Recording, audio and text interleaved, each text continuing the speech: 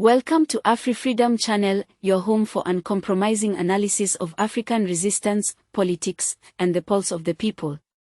If you believe in truth over silence, make sure you like this video, share it with others, and subscribe to our channel so you never miss a story that matters. Disclaimer. The following content is intended for informational and educational purposes. It is based on verified public reports and media sources. Across the streets of Nairobi, Kisumu, and other cities, the storm is raging.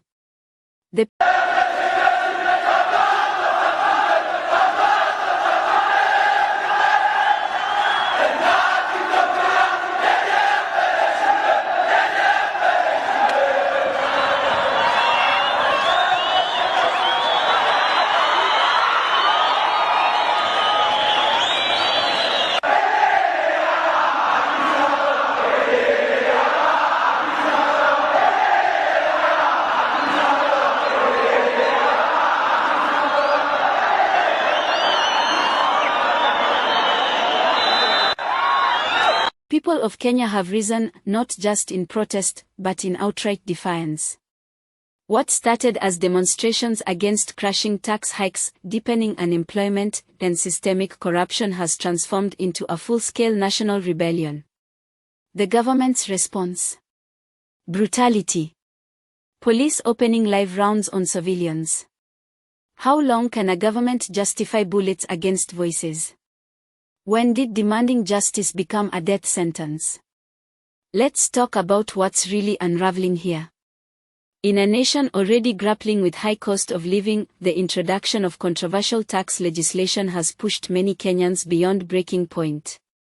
With youth unemployment soaring, wages stagnating, and basic necessities slipping out of reach, this uprising is not about one bill, it's about decades of political neglect.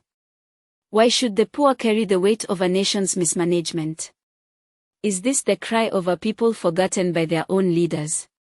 What makes this moment more explosive is not just the economic suffocation, it's the rage of a generation.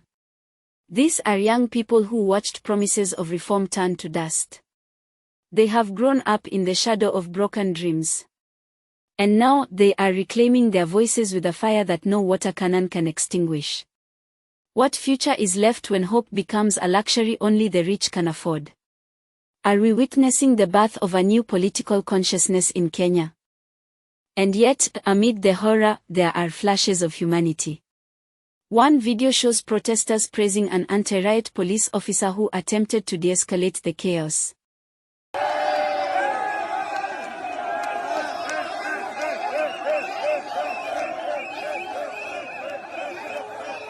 In that moment, something extraordinary happened. Empathy crossed the barricade. What does it say when even those in uniform begin to question the orders they follow? Can solidarity survive in a system built on fear and division? But instead of dialogue, the Kenyan government has doubled down, declaring a media blackout and banning live coverage of the protests. This is not just censorship, it is a desperate bid to erase the struggle from public memory. But the streets won't go silent. The voices grow louder with each shot fired. When governments shut down cameras, what are they so afraid you'll see? Is it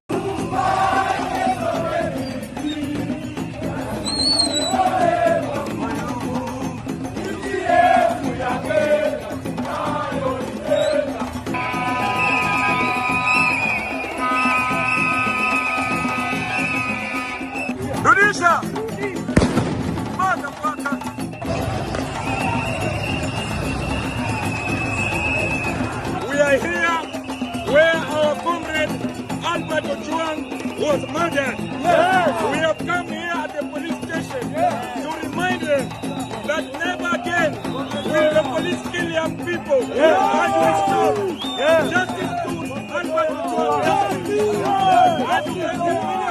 Ruto and his puppet. We want to remind them that the power is with the people. It's possible to silence a revolution being etched into history in real time? Tragically, as of the latest reports, at least 16 people have been killed and hundreds more injured. Many of these casualties occurred during peaceful memorials to honor youth who were killed in last year's demonstrations. This vicious cycle of violence not only exposes the regime's insecurity, it also raises urgent questions about accountability and justice. Who pays for the blood spilled in the streets, if not the very system that ordered it? How many more must die before change is no longer a whisper?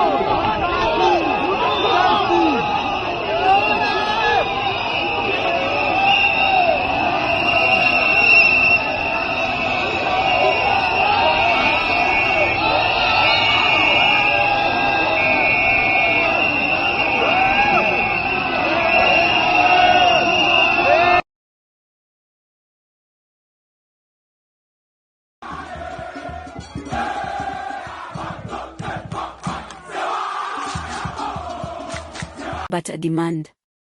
This is more than a Kenyan story. It is an African story. A global one. It's about power clinging to relevance by force. It's about what happens when leadership fails to listen, when institutions forget they serve the people, not control them. What kind of democracy thrives on silence, fear, and death? And what kind of future are we building if the youth must fight their own government for a voice? This moment in Kenya is a reckoning. A line has been drawn, not just between rulers and ruled, but between oppression and liberation. The people have spoken, and they are not asking for permission anymore. We will continue to follow this story, amplify the truth, and stand with those who dare to rise, even when the world looks away. Subscribe, comment, and share your thoughts below. What does justice look like to you in a time like this?